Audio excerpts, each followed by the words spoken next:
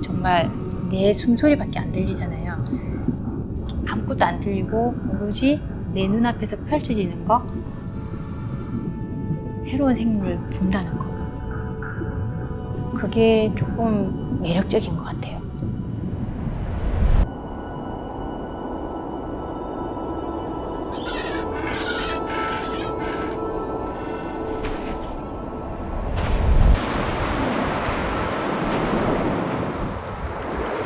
나에게 안정을 주는,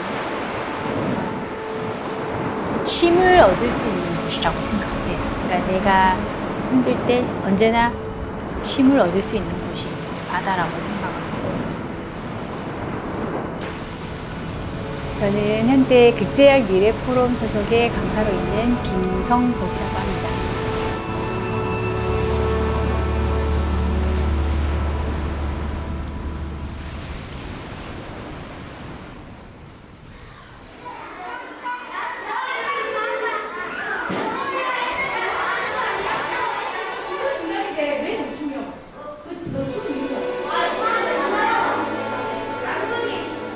태양열이 비칠 때 바다는 어때요?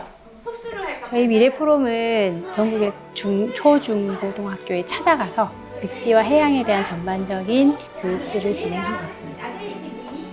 모든 사람들의 마지막 버킷리스트 같이 이렇게 꼭 가보고 싶은 미지의 대륙이라고 생각을 하시잖아요. 그러니까 저 역시도 아이들 수업을 하면서 내가 직접 보고 느끼고 듣지 못했는데 그 갈망이 있었어요. 갈증.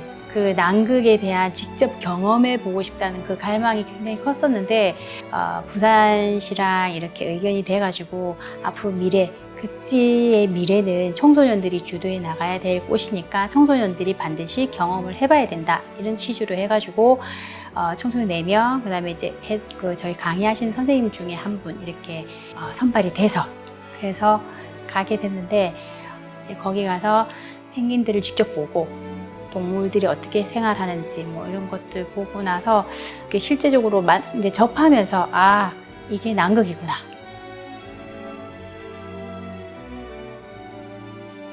남극 저번에 같이 갔을 때 그때 그 아이가 고2였거든요. 여자아이였는데 자기는 미래가 외교관이었어요. 그 아이 꿈은 외교관이었는데 이제 남극 갔다 오는 프로그램 갔다 오고 나서 이 아이의 그 미래가 바뀌어버린 거예요. 자기는 극지에서 기후학을 공부하고 싶대요.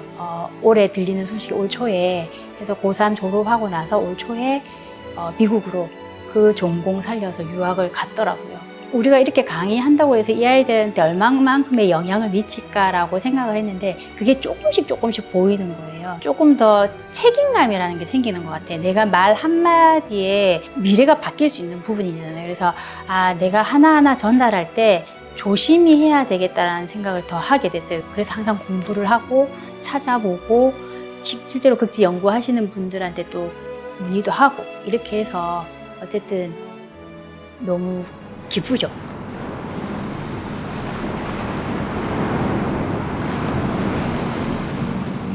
제가 부산에서 태어나고 초등학교 졸업하고 이제 서울로 올라가게 됐는데 그때는 당연히 부산에 사니까 그냥 삶의 일부분이었던 것 같아요. 그러니까 왜냐하면 아빠도 계속 2년에 한 번 집에 돌아오시는 큰 원양어선 기관사였거든요. 모든 삶이 그렇다라고 생각을 했기 때문에 특별하진 않았어요. 근데 그 특별함을 느낀 거는 이제 서울에 가서 살면서 이게 삶의 찌들림? 그 서울은 다르잖아요. 다시 부산으로 내려올 때 결혼하고 다시 부산으로 내려왔거든요. 후회는 없었거든요. 그러니까 언제든지 부산으로 다시 가고 싶다는 그런 열망 속에 살았던 것 같아요.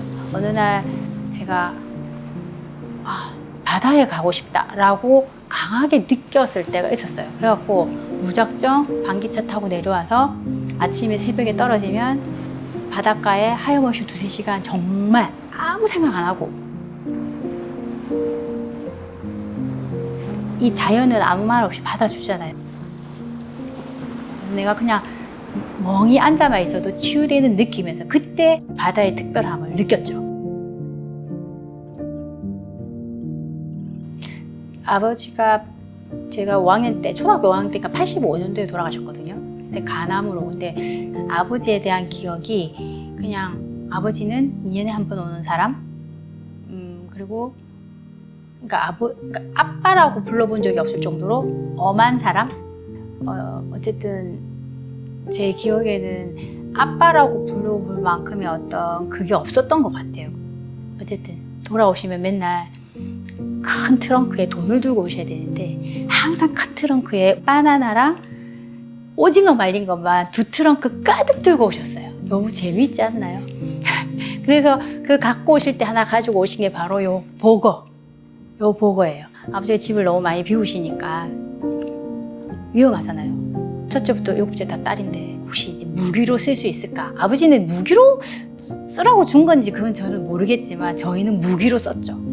저 실제로 도둑이 강도가 한번 들었었거든요. 그때 이제 엄마가 저걸로 머리를 빵 때려가지고 가시 몇 개가 부러져 있거든요.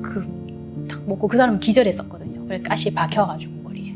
그래서 이렇게 뽑아준 기억이 있는데 아버지가 일찍 돌아가셨기 때문에 가족들과 떨어져서 아빠는 어떤 마음으로 그 넓고 넓은 이렇게 험난한 바다에서 어떻게 지냈을까?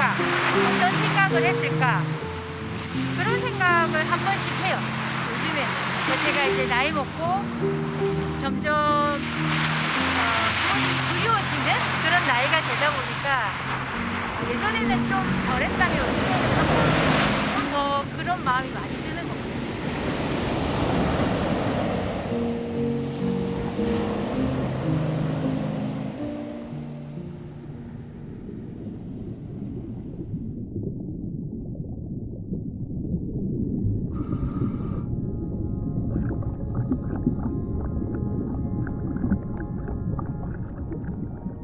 바다는 그냥 은연중에 내 생활 속의 일부였기 때문에 그냥 무조건 가고 싶었어요. 그냥 내가 숨 쉬는 이 공간 말고 바닷속이 너무 궁금한 거예요. 아이들이 어느 정도 초등학생 되고 하니까 배워야 되겠더라고요. 나뿐만 아니라 아이들을 위해서라도 이 아이들이 다양하게 경험을 해봤으면 좋겠고 또 천혜의 자연 아니에요. 우리 바다를 끼고 있는데. 그래서 바다를 끼고 있는 이런 우리나라, 특히 부산에 살려면 바다를 알아야 또 미래가 보이지 않을까 이런 생각도 많이 했었던 것 같아요. 그래서 스쿠버 다이빙은 그때 필리핀에 처음에 갔을 때는 우와 완전 신세계를 만난 줄 알았어요. 정어리떼를 보고 정말 환상적이었거든요. 제주도 이제 문섬에 가니까 거기가 다이버들의 성지잖아요. 바닷물이 따뜻하니까 산호도 너무 이쁘고요. 그 다음에 자리돔이라든지 안에 생태계를 보고 정말 매력적이라고 생각을 했거든요. 그래서 와 정말 멋있다. 스쿠버 다이빙 할만해. 궁금했던 이제 나의 모든 것들이 이제 풀리는 거였잖아요. 그래서 지상과 다른 또 이 안에서만의 그 매력 들어가면 정말 내 숨소리밖에 안 들리잖아요. 아무것도 안 들리고 오로지 내 눈앞에서 펼쳐지는 거, 새로운 생물을 본다는 거. 근데 매력적이긴 한데 또 하나는 요즘에 조금 올해 10월 달에 제가 다이빙을 했거든요. 남해 사랑도에서 했는데 자리돔이 있는 거예요. 좀 따뜻한 더 남쪽에 있는 물고기란 말이에요. 근데 사랑도 쪽에 많길래 들어갔더니 막 정어리떼도 아닌데 엄청나게 떼가 많은 거예요. 그래서 내가 와 자리돔이 왜 여기에 저렇게 많냐고 물어보니까 한 2, 3년 전부터 자리돔떼가 나타나기 시작했는데 지금 완전히 정착이 됐다더라고요. 남쪽에.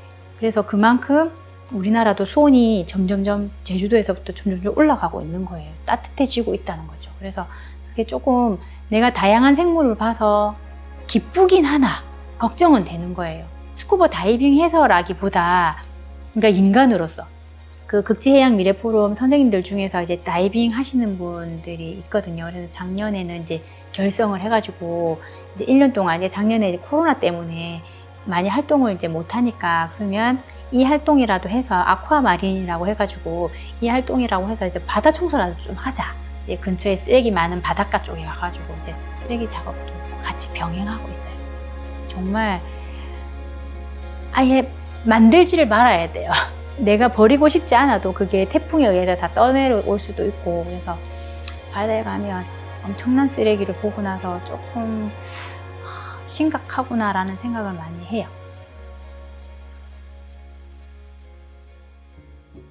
우리나라가 또 해양치유로 또 지금 한참 발을 뻗고 있잖아요.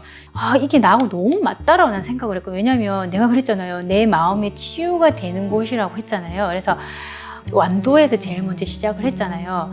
이 치유센터가 부산에도 빨리 활발하게 좀 미래 가치적인 거잖아요. 저는 제일 싫어하는 거 중에 하나가 책상에서 앉아서 공부하는 거 제일 싫어하거든요.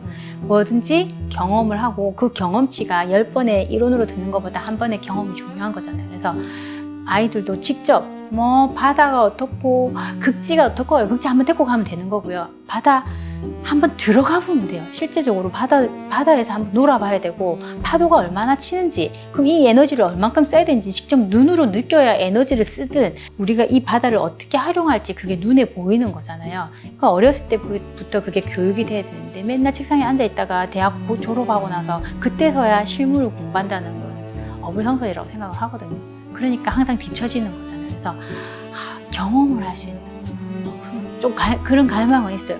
모든 이들에게 이제 다 같이 경험을 하고 다 같이 놀 수 있는 그런 센터 하나 짓고 싶다는 생각을 참 많이 했거든요. 그 기회가 된다면 남은 삶은 이렇게 그런 쪽으로 제가 하고 싶다는 생각을 가지고 있어요. 치유센터, 해양 뭐 프로그램, 누구나 마음껏 뛰어놀 수 있는 뭐 이런 거. 괜찮을 것 같죠?